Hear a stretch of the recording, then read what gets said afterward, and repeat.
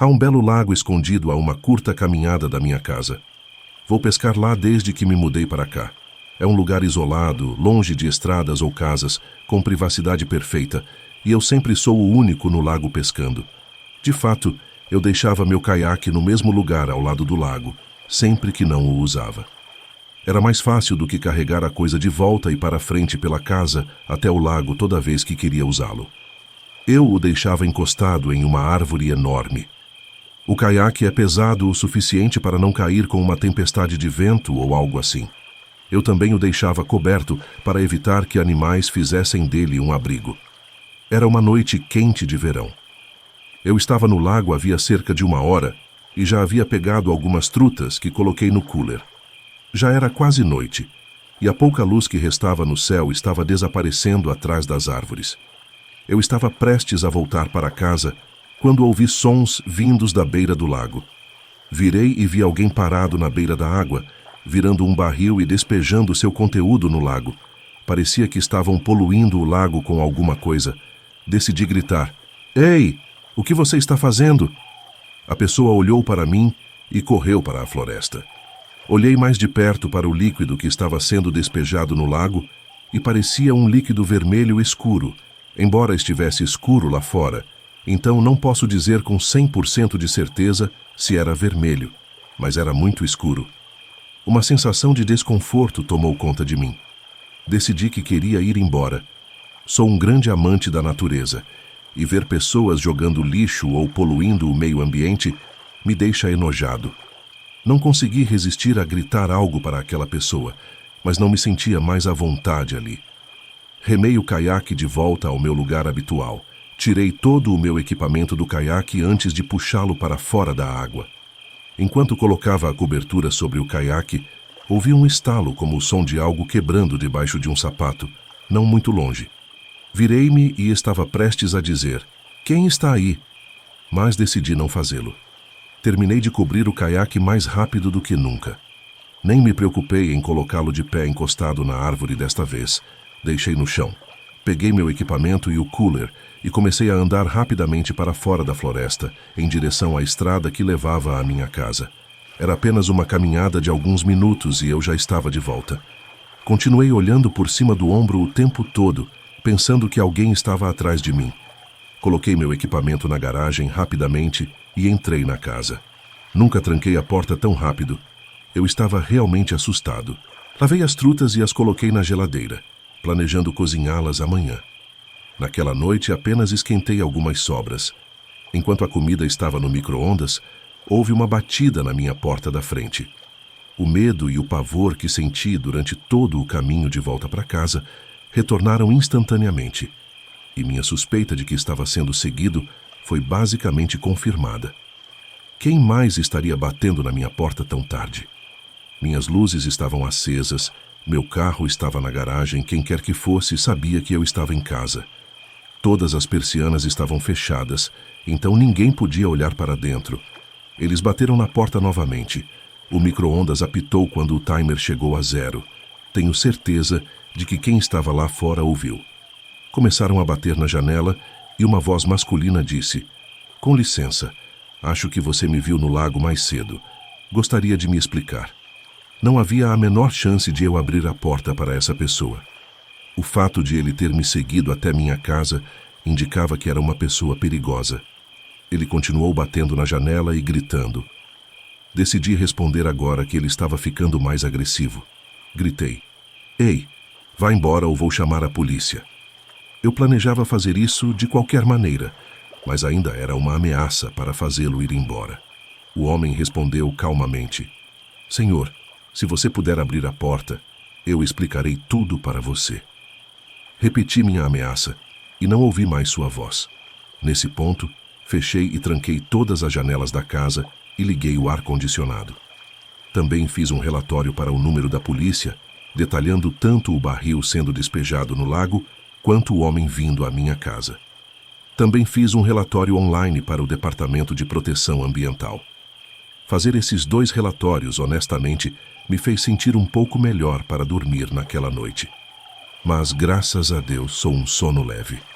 No meio da noite, por volta das 2 da manhã, ouvi um estrondo vindo do andar de baixo. Imediatamente saltei da cama e peguei minha Glock do armário. Ouvi passos tentando ser silenciosos, subindo os degraus de madeira que rangiam. Com a Glock carregada na mão, fiquei atrás da cômoda, ao lado do armário, mirando na porta. Ouvi passos muito lentos, se aproximando da porta. Minha porta do quarto é a mais próxima da escada, então, naturalmente, seria a primeira porta que ele abordaria. E claro, ouvi a maçaneta pressionar devagar e a porta se abrir. Não vi nada além da silhueta do homem entrando no quarto. Acendi o abajur ao meu lado para que ele pudesse ver minha arma e gritei: "Deite no chão agora."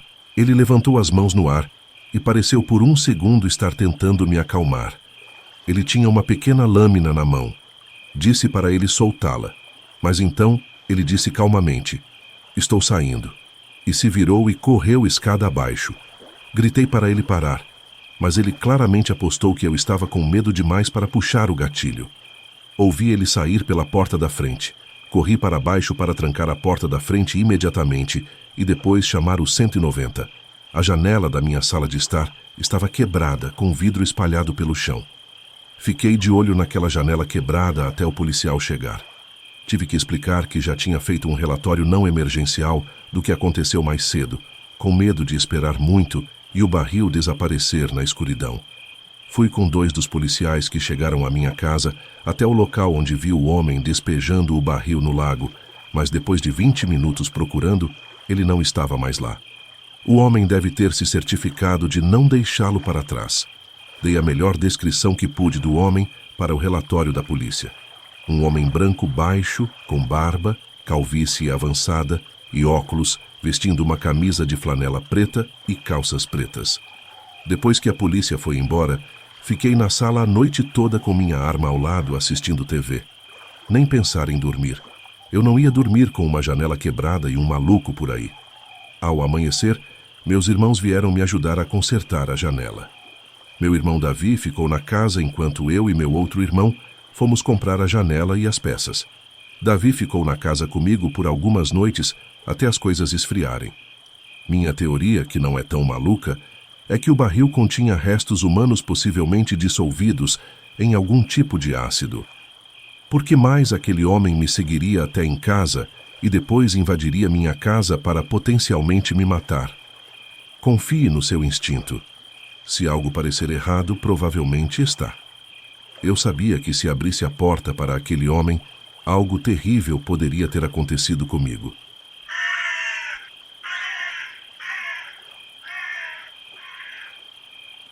Desde que eu era pequeno, todos os homens mais velhos da minha família me levavam para pescar, sempre que tinham oportunidade. Era como um ritual familiar. Eu, sendo o mais jovem, significava que era o próximo na fila para me tornar um especialista, como todos eles afirmavam ser. Os que levavam isso mais a sério eram meu pai e seu irmão Antônio. Nossas casas eram decoradas como aquelas que você provavelmente já viu em programas de pesca. Não vou entrar em detalhes, mas se você desse um passo dentro da minha casa, perceberia instantaneamente que meus pais passam mais tempo na água do que em terra. Esta é, na verdade, a história dele, não minha. Meu pai é um cara difícil de assustar, mas deixe-me dizer, sempre que ele conta essa história é como se fosse outra pessoa. Ele não gosta de falar sobre isso, mas de vez em quando, em uma reunião familiar ou ocasião especial, um dos meus parentes pede para ele contar, e ele conta. O nome do meu pai é Carlos. Ele estava pescando com meu tio Antônio e seus amigos próximos Ricardo, José e Maurício. Eles saíram cedo, antes mesmo do sol nascer, indo para um local remoto que todos concordaram ser um território de pesca excelente. Este lugar ficava a algumas horas de barco da marina mais próxima, escondido em uma enseada isolada que poucos se davam ao trabalho de explorar. Era conhecido entre eles por seus abundantes robalos. O dia começou como qualquer outra viagem de pesca, com o barco cortando suavemente a névoa que subia da água, todos compartilhando histórias e piadas sobre o zumbido do motor. Ancoraram o barco em uma enseada familiar, cercada por uma densa floresta. Maurício foi o primeiro a abrir uma cerveja. mesmo sendo tão cedo de manhã. Meu pai sempre me diz que Maurício é seu amigo mais louco, o que tende a beber um pouco mais do que deveria. Pescaram por horas, os únicos sons sendo o ocasional splash da água e suas próprias risadas. E o estalo ocasional das latas de cerveja vazias, que eles estavam bebendo como se fosse água. À medida que o dia passava, tiveram sua cota de peixes, cada captura provocando uma pequena celebração. Quando o crepúsculo se aproximava, a luz começou a diminuir e uma névoa densa surgiu da água. Meu pai descreve como se o barco estivesse sendo literalmente engolido pela névoa. Quem era o pescador mais experiente do grupo continuava dizendo que nunca tinha visto uma névoa tão densa, de tão anormal que era. José, o brincalhão do grupo, estava quase tão bêbado quanto Maurício, ambos aparentemente despreocupados com a névoa que os envolvia. Estava começando a escurecer. Inicialmente, pensaram que poderiam simplesmente esperar a névoa passar, mas ela não parecia ir a lugar nenhum. Meu pai e Ricardo concordaram que Antônio deveria tentar conduzir o barco para fora da enseada e para o oceano aberto, onde a névoa provavelmente não seria tão densa. Antônio concordou, mas embora geralmente fosse o mais cauteloso, quase colidiu com a margem. Ele se recusou a arriscar mais danos ao seu barco precioso. Relutantemente, aceitaram que provavelmente teriam que passar a noite no barco. Meu pai mencionou que precisariam avisar suas famílias sobre a situação e, claro, haviam derivado para uma área da enseada sem sinal. Meu pai precisava resolver algumas pendências no trabalho, então negligenciar o problema não era uma opção.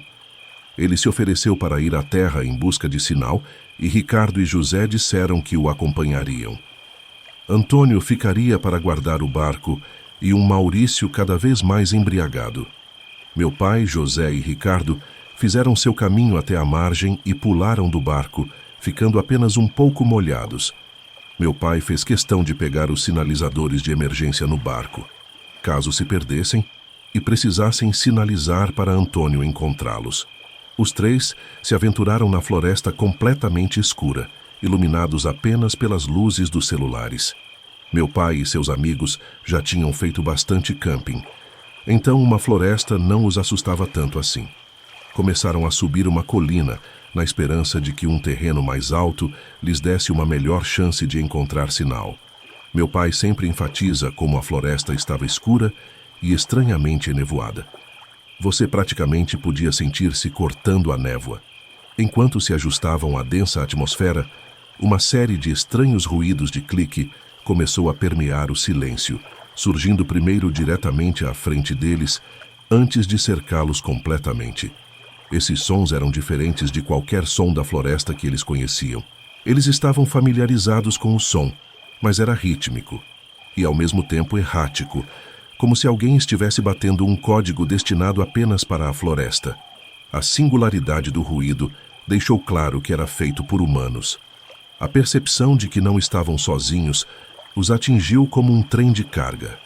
Ricardo, o mais experiente do trio em termos de sobrevivência ao ar livre, sussurrou urgentemente para que desligassem as lanternas. "Não revelem nossa posição", ele murmurou com uma nota de preocupação genuína na voz. Assim que as luzes se apagaram, a escuridão se tornou mais espessa do que a névoa. Os ruídos de clique pararam abruptamente, substituídos por um silêncio que parecia pesar em seus peitos. O tempo perdeu o sentido enquanto eles permaneciam ali paralisados, incertos sobre o próximo movimento. Tenho certeza de que todos estavam pensando a mesma coisa. A ideia de que poderiam ter tropeçado em algum tipo de reunião clandestina ou culto na floresta era aterrorizante. Então, tão de repente quanto havia parado, o silêncio foi quebrado por ruídos de folhagem, dessa vez muito mais próximos, seguidos novamente pelo silêncio. E então, um grito gutural ecoou pelas árvores, um som tão primal e cheio de angústia que os enraizou no lugar. Antes que pudessem processar o que estava acontecendo, ruídos de passos rápidos trovejaram através da floresta em direção a eles. Os três homens correram de volta pelo caminho de onde vieram, agindo por medo e puro instinto. Meu pai disparou o sinalizador atrás deles. O sinalizador cortou a névoa iluminando a floresta por um momento. As árvores ficaram tão claras quanto de dia, e a visão que encontraram foi nada menos que horrível. Iluminados pelo brilho vermelho do sinalizador, havia um grupo de mais de 10 indivíduos vestidos com o que só poderia ser descrito como trajes tribais. Alguns deles brandiam lanças de madeira, mas a luz do sinalizador durou apenas um instante. José gritou e quase tropeçou, mas Ricardo rapidamente agarrou seu braço para mantê-lo de pé. Meu pai descreve essa parte como a sensação mais avassaladora de puro terror. A floresta parecia lutar contra eles enquanto fugiam, abaixando-se sob galhos e pulando sobre raízes. Por algum milagre, eles emergiram da linha das árvores ofegantes e desorientados, mas vivos. Eles gritaram para Antônio ligar o motor, suas vozes urgentes não deixando espaço para dúvidas. Antônio obedeceu imediatamente, e o barco avançou justo quando seus perseguidores alcançaram a margem. No caos, meu pai disparou o último sinalizador para o ar de volta para a costa. Por um instante, quando a luz do sinalizador atravessou a névoa, eles viram seus perseguidores na beira da água. Foi assustador. Devia haver pelo menos 15 deles, apenas parados sem se mover. A luz do sinalizador se dissipou e ficou escuro novamente. Antônio conseguiu se afastar em segurança e parou o barco. Depois que o motor foi desligado, os únicos sons eram a respiração pesada de José, meu pai e Ricardo. Meu pai diz que não conseguiu processar o que aconteceu por quase uma hora. Ele estava agindo puramente por adrenalina e instintos de sobrevivência. Eles se revezaram para manter vigilância, enquanto os outros dormiam e partiram logo de manhã assim que a névoa se dissipou. Curiosamente, Maurício havia desmaiado antes de tudo acontecer e não se lembra de nenhum detalhe daquela noite. Ainda sinto arrepios quando conto essa história. Só posso imaginar o que meu pai deve sentir ao relembrar.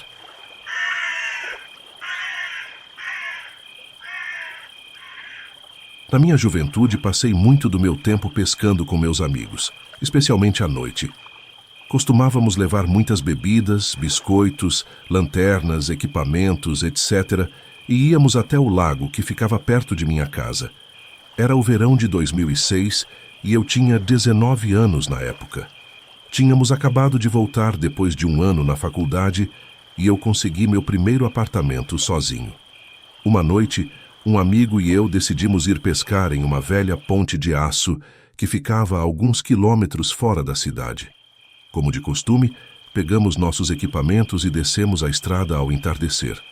Provavelmente é importante notar que éramos jovens bem inocentes, nunca bebíamos ou usávamos drogas de qualquer tipo.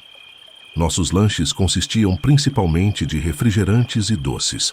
Montamos nossas coisas no lado da ponte, visitada por bêbados, e começamos a pescar.